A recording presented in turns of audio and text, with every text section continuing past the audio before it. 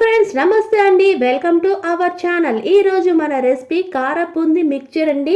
అందరూ చేసేదే, కానీ నేను చూపించబోయే ప్రాసెస్ అయితే కొంచెం డిఫరెంట్గా ఉంటుందండి. నేను చూపించబోయే ప్రాసెస్లో చేశారే అనుకోండి, కారపుంది అన్నది పూసగా వస్తుంది, ఎటువంటి తాకలు ఉండవు, చక్కగా వస్తుంది. అంతేకాదు, స్వీట్ షాప్లో మీరు చూస్తే ఎలా ఉంటుందో కారబుందీ టేస్ట్, అది కూడా ఎలా చేసుకుంటే వస్తుందో అన్నది ఈ వీడియోలో చూపించబోతున్నాను. ఇంకెందుకండి ఆలస్యం, వీడియోలోకి వెళ్ళిపోదామా మరి.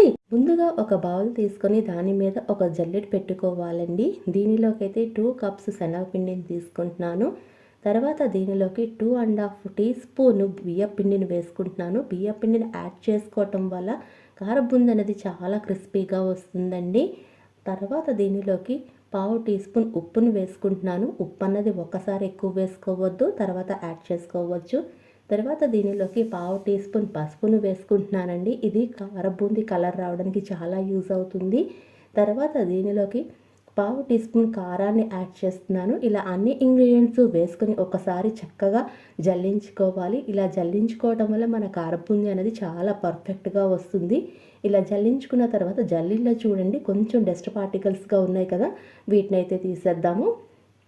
ఇలా జల్లించుకున్న దానిలోకి మనం ఏ కప్పుతో అయితే శనగపిండిని తీసుకున్నామో అదే కప్పుతోని కొంచెం వాటర్ అనేది యాడ్ చేసుకుంటూ విస్కర్తోని బీట్ చేసుకుంటూ శనగపిండిని చక్కగా కలుపుకోవాలండి. ఇలా విస్కర్తో మనం పిండిని బీట్ చేసుకుంటూ కలుపుకోవటం వల్ల మన బూందీ అనేది చాలా గుల్లగా వస్తుంది.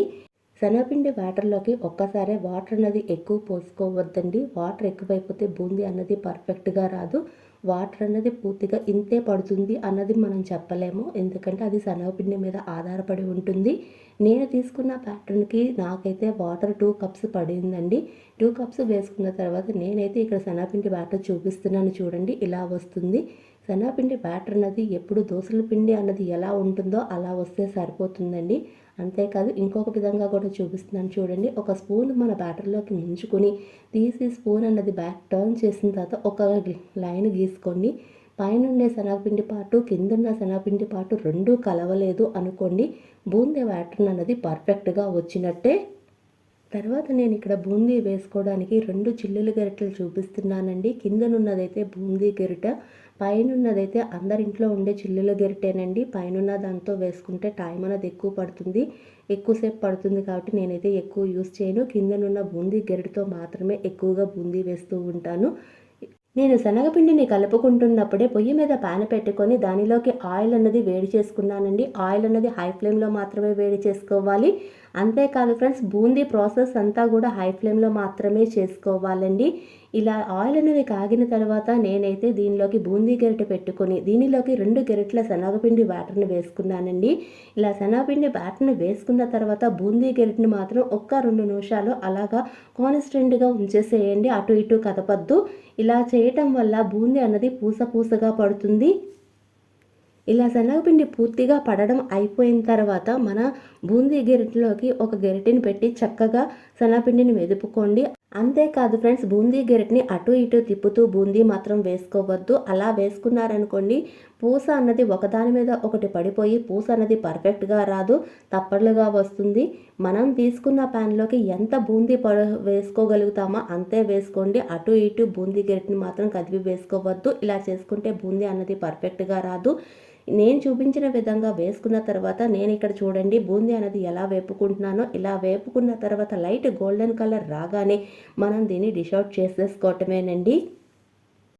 అంతేకాదు ఫ్రెండ్స్, మనం వేసుకున్న తర్వాత బూందీ డిష్ అవుట్ చేసుకున్నాం కదా, ఇలా చేసుకున్న తర్వాత మళ్ళీ రెండోసారి కూడా మనం బూందీ వేసుకుంటాం కదా.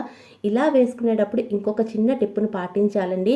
మన బూందీ గరిటెని ముందు వెనకాల శుభ్రంగా చేత్తోని శనగపిండి బ్యాటర్ని అంతా తుడిచేసుకొని అప్పుడు మళ్ళీ బూందీ వేసుకోవాలి. ఇలా వేసుకోవటం వల్ల బూందీ అనేది మనం స్టార్టింగ్ నుంచి చివరి వరకు పూసగా బూందీ వస్తుంది, తప్పళ్ళగా రాదు.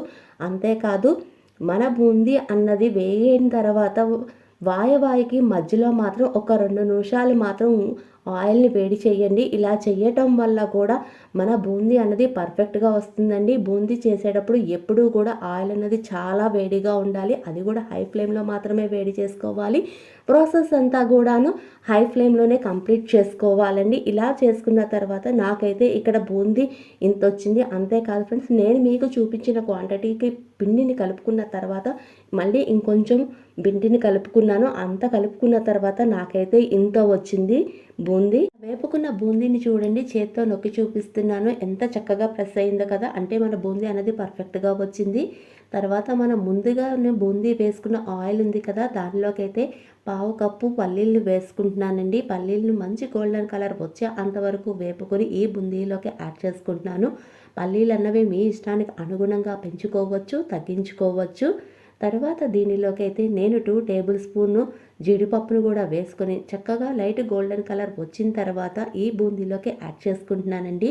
ఇలా యాడ్ చేసుకోవటం అయిన తర్వాత ఇక్కడ దాకా ప్రాసెస్ అందరూ కామన్గా చేస్తారు. ఇక్కడే ఉందండి అసలైన టిప్పు. ఈ ఒక్క టిప్పును పాటిస్తే చాలు, పూర్తిగా మన sweet shop style boondi mixture ready అయిపోతుంది. అదేంటో చూసేద్దామా మరి.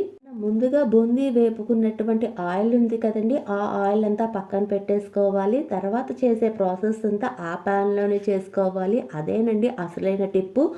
ఆ ప్యాన్లోనే దీనిలోకి కొంచెం 1 టీ స్పూన్ ఆయిల్ని యాడ్ చేసుకోవాలి.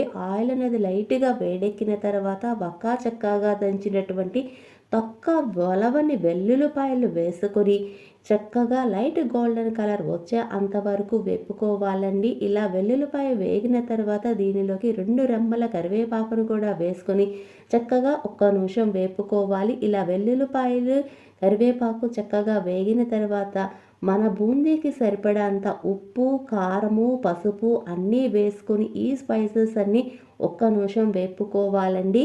అంతేకాదు ఫ్రెండ్స్, దీనిలో కావాలి అంటే చాట్ మసాలా, గరం మసాలా కూడా యాడ్ చేసుకోవచ్చు. కానీ నేనైతే ఇక్కడ యాడ్ చేయట్లేదు. ఇది పక్కాగా sweet shop style boondi mixture కాబట్టి ఇలా స్పైసెస్ అన్నీ వేగిన తర్వాత ఫ్లేమ్ అనేది ఆఫ్ చేసుకొని మనం ముందుగా రెడీ చేసుకున్నటువంటి బూందీని కొంచెం కొంచెం వేసుకుంటూ మన బూందీకి ఈ స్పైసెస్ అన్నీ చక్కగా పట్టేటట్టు కలుపుకోవాలండి.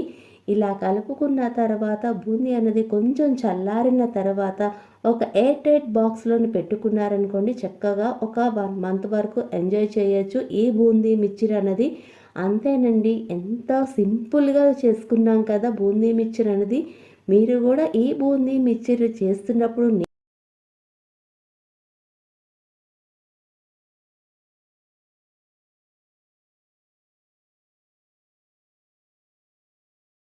మీకు కానీ ఈ వీడియో నచ్చితే లైక్ చేయండి, షేర్ చేయండి. అంతేకాదు ఫ్రెండ్స్, సబ్స్క్రైబ్ చేయడం మాత్రం అస్సలు మర్చిపోవద్దు. Thanks for watching.